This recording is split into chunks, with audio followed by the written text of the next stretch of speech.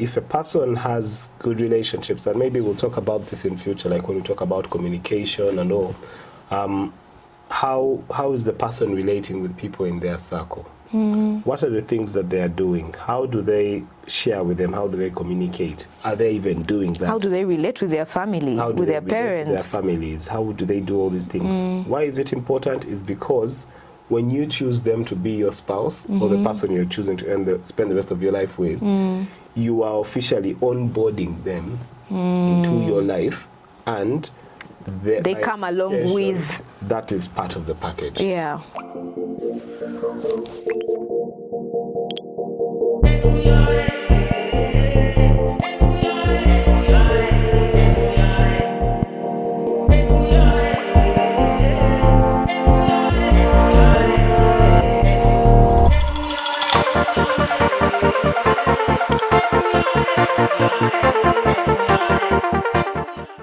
Hi, I'm Timothy. And I'm Rich Gold, and welcome to episode 5 of Relationship Notes and Stories. Hunger has caught us. It's okay. It's nice when you're married and both of you are hungry together. It's not like being single and you're hungry alone. What's the effect? You're starving. There's no one to talk to. And you have to go sort yourself. The words are you're suffering locally. Then you go eat commando. Yeah. It's what? In solitude. Solitude. Anyway, so last week we talked about, we had actually wanted to talk about the last topic. week? The last episode. Sorry, the last episode. Yeah. We talked about, honey, we talked about the proposal, and then from the proposal we were supposed to talk about qualities, then we ended up talking about breakups. Yeah. So now we are going. If you're here and you want to catch any of those, you need to go back. Yeah, you actually recommend. It's highly recommended. Even your doctor will tell you, go back, watch the previous episodes, then come up to this point. But today we're talking about qualities that you look for in a spouse, and my wife is going to use me as a guinea pig. No, but you're supposed to share yours as well. But you can also share yours. Okay. But I would like to give the honors to the one who said yes. But qualities, what do you mean qualities? Qualities in a person, qualities for just a relationship, qualities for long term, qualities for, let's see where this is going. Okay, for a spouse, which means marriage. But qualities for where, let's see where this is going. If you're those people and you're here. Are we? I'm just wondering, do you have those qualities of let's see where this is going? Yeah, like as long as you look nice. I mean, I can be with you in public. We can put on a show. Let's just run with it. But when you're not serious, exactly. Don't you think so? That's what I think anyway. Guys, tell us in the something I've never thought of. Comment section. It's possible. I mean, you look out for things you want for a particular objective. So the question is, what is your objective? Okay, I think in this case it's marriage that we're talking about, right? Yeah.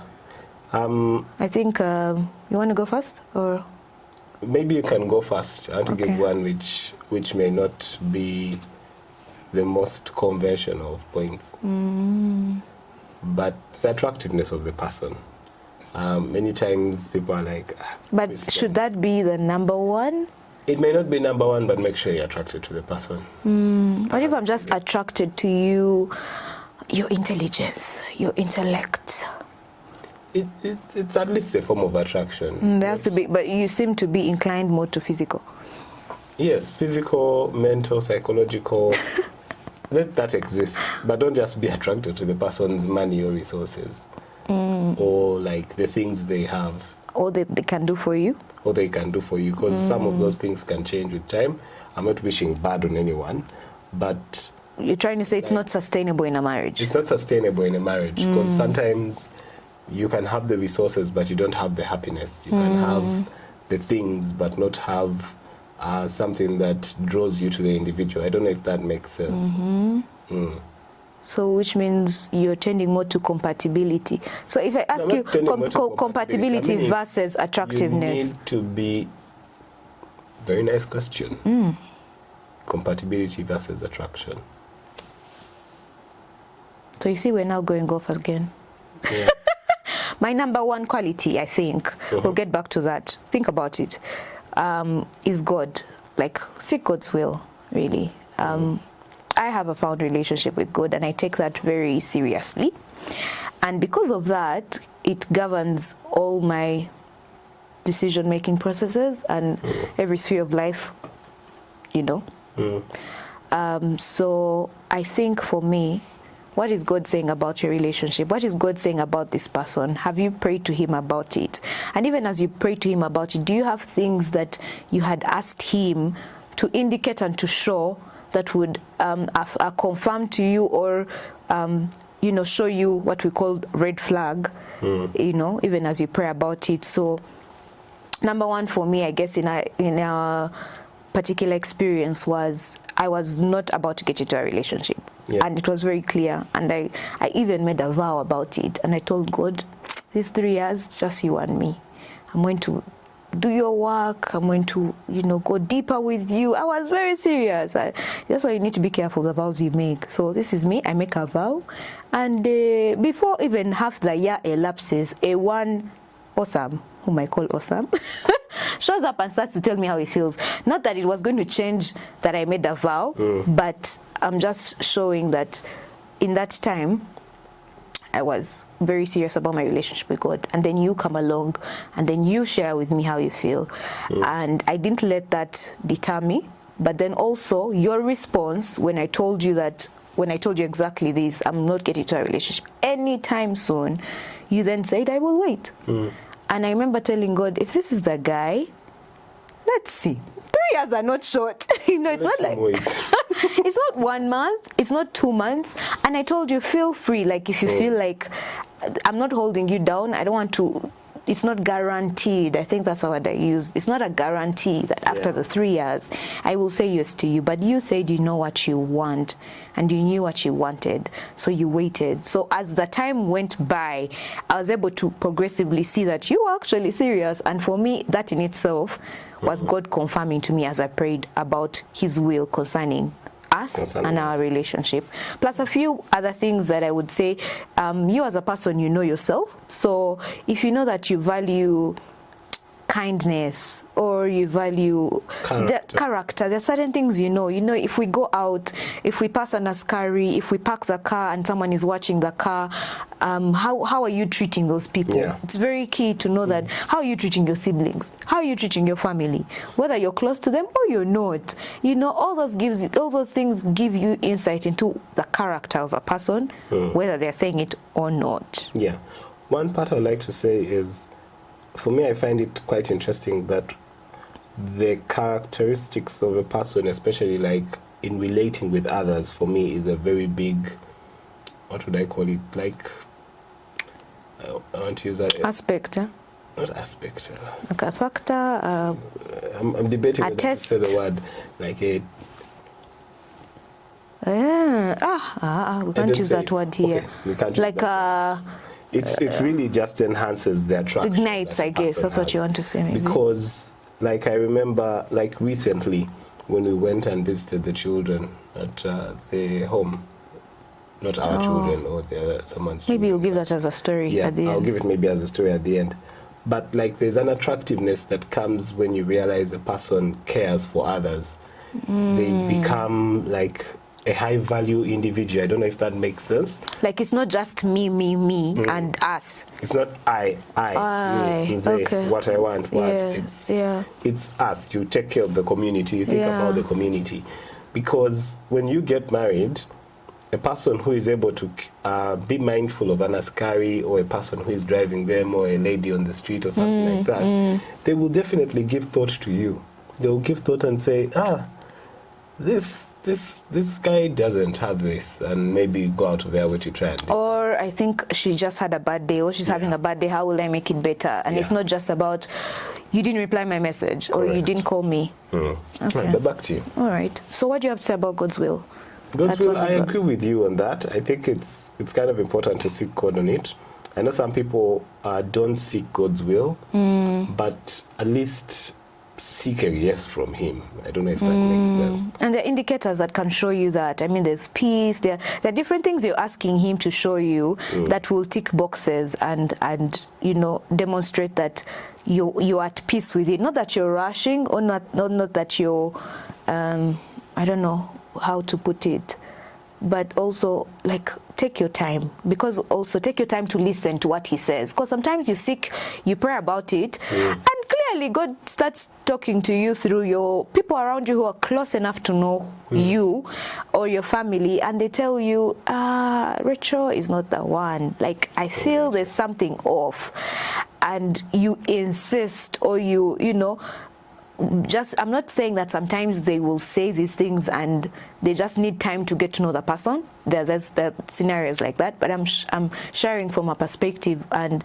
experience also of someone close to me where clearly this was not the one, and I think she was blinded by love, and I realized blinded by infatuation. Okay, yeah, maybe the feeling of love, yeah, and she did not listen, and I had to take a step back and realize that she may not listen to me. So I decided to just pray about it. And it still took a good years of her life. But up until that point, she actually realized it. She got out of that relationship, thankfully, and she's, you know, moved on. But when she looks back as well, she's like, what was I doing? What was that? And were you really telling me? And she realizes that, yeah, different people were telling her, but she was just not listening. So my point in also praying and seeking God's will is be able to listen. Don't just talk, but listen. Take time to listen before you make a decision. True. Yeah. Another point, it's not necessarily a quality, but I think it's also like a quality. The relationships the person has, because they are a sign of... Maybe that's embedded with values and beliefs, and yes, then with values and beliefs. Yeah.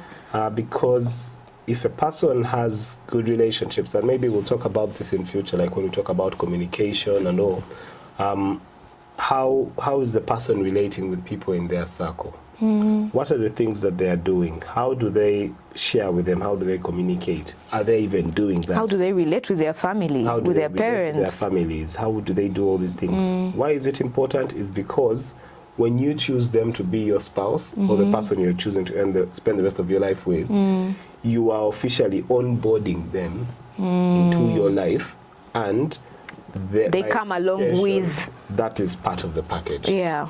It's an extension. It's like you get, like you buy a phone, but the phone comes with earphones. It comes with a charger. Yeah. So those are add-ons that don't necessarily might be the one that you're actually focusing on buying. But the add-ons contribute towards the phone. Yes. So similarly, when you pick a person, their relationships are important because they contribute towards the success of the person in your relationship, or even as a spouse in the future. Yeah. But back to you.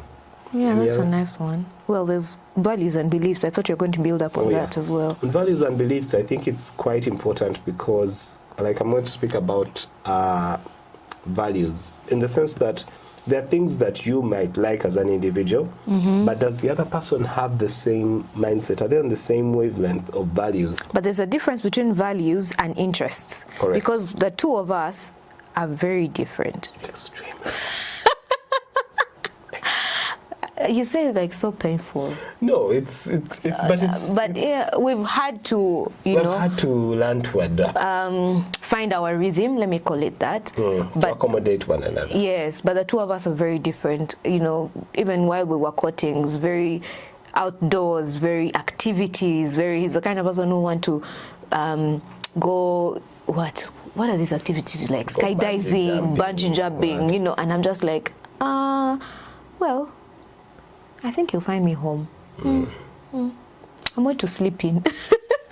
And I'm happy.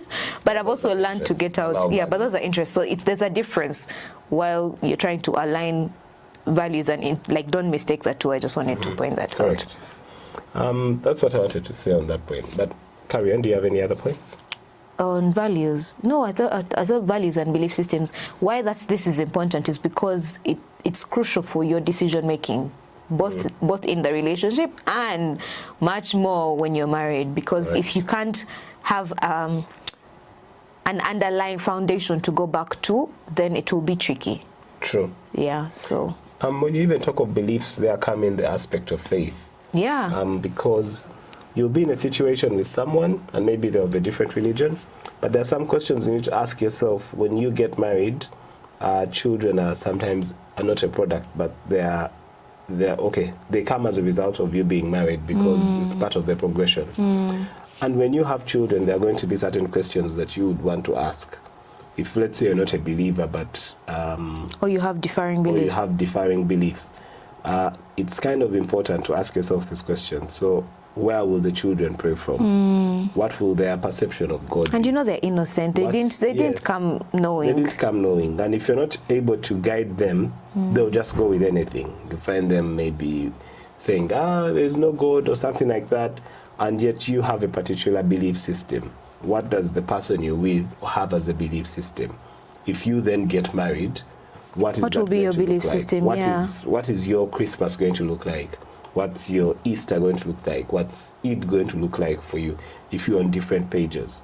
How will you even make the decision of where to get married from? Because families will have those different interests and influences. And it's just a whole different variety of things that you have to just give thought to. I think it's just easier when like you have how the two work together unless they agree, and also it's I think there's just much more work and effort and even sometimes pain that comes with unequally yoking. Sure. So which you should be mindful of. Maybe something else I can think about is honesty and transparency, which we have been talking about, and our last episode where we were sharing about how you were genuine and you showed me that you really didn't have much and this is what you had, but we made the most of it, and I knew who you are and I accepted you for who you are. Just being able to have those honest conversations that this is where I'm at in life, this is what I want to do. But whereas he was where he is, I need to maybe make it clear that in our conversations there was an aspiration to be more, to get more. So while he was where he is, which I think is important for ladies, don't just say, oh, yes, this is who he is, I'll take him. But is there a vision? Does he have somewhere he wants to go? Is it bigger than where he is right now? And I guess that's what I bought into, when you, Haven't you had the phrase that a woman marries into your vision? She doesn't really marry. Because if I married you as you are, if I thought about you as you are when you were, it was really a decision of faith if you had did that. But then it's always a decision of faith. I'm just wondering, okay, I never explicitly expressed my vision. So how do you tell that a person has a vision? In what they're saying. Am I saying that, I don't have this much, this is where I'm at in life, and this is where I will be, and or I want to do this, I want to get more, I'm thinking about this, the things I want to, I love this, and you can see, that's what I'm saying, it's just a conversation. You won't sit down and say, tell me your vision. Well, there are people who will, and who are like that, but most outrightly, I won't come and ask you, what's your vision? I can just pick from the conversation, 5-year strategy word. I just pick from what you're saying and the conversation and know that, okay, he's where he is now, but he's aspiring for more. Yeah, that's... It's interesting that you use the words 5-year strategy. Do you remember a time? You're like, what is our 5-year strategy? Yeah. I shall get into it. Yeah. And what was the answer?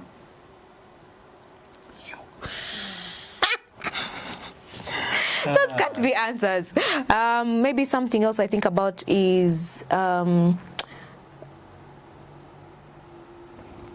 apart from honesty, communication. Communication. I think communication is key. Ability to handle conflict. Maturity. That's a very beautiful and that's emotional maturity, spiritual maturity. I would like to use maturity even with a sequence of events. Like when you get annoyed with the person, are they able to come up and say sorry and recognize their wrongs? Because have you ever seen, you have friends, when their spouse or friend wrongs them, they're like, how could they do this? And it's never like they can take accountability and responsibility. It's the other person who was in wrong. And that maturity is something that's important for a person to realize, I can let go of this, or I was in wrong. Oh, I wasn't in wrong, but I'll apologize. wrong, That's but very, I'll that happens a apologize. lot in marriage. Yeah, you know you're right, and you're just like, sorry. That word sorry is it's the golden ticket of marriage. it is. Yeah. Yeah. Anyway, we are really out of time. We are. Yeah. Okay. So what's your relationship note? Do I have one? I remember the story. We're talking about maturity and being upset. Should I unpack it now? Let's. But doesn't that demonstrate my maturity? Yes, it demonstrates the maturity that I can sigh and you're like, okay, now is not the time. But there will be a time. When what? You will say that story. Oh. Okay, so yeah, he'll give me a go ahead when to share that story. So what's your relationship note or story? My story is... Okay, maybe as you think about it, I will share a note. And, you know, the things we're sharing are just from our experience and what we think.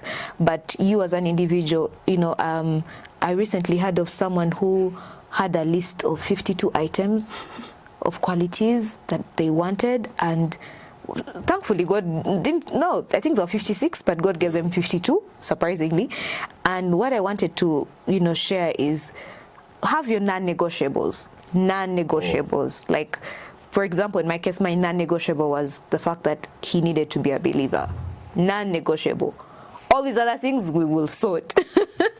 But if we're not aligned in terms of values, that would be difficult. And even as you have your non-negotiable sometimes, and you're praying about it, think about the fact that you may have something you want, but God knows what you need.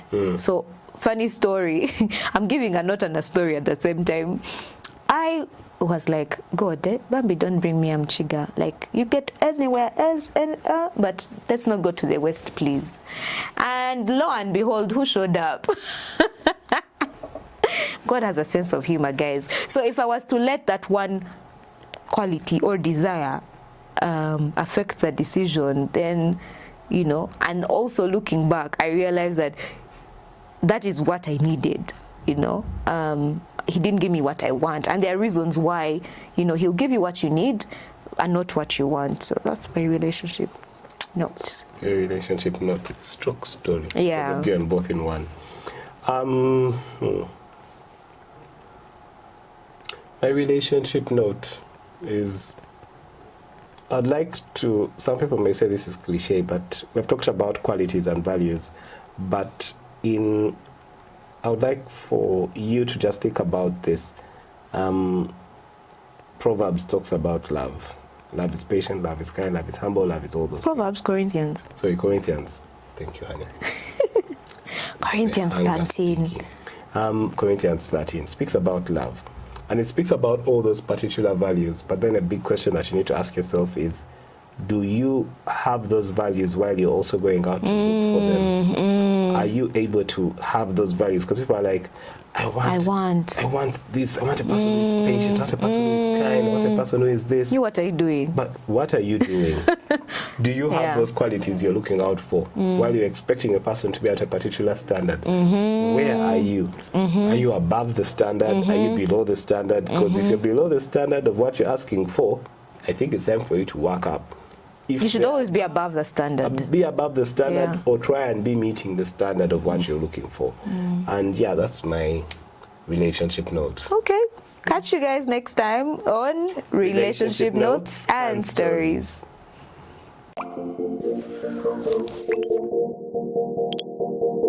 Yeah.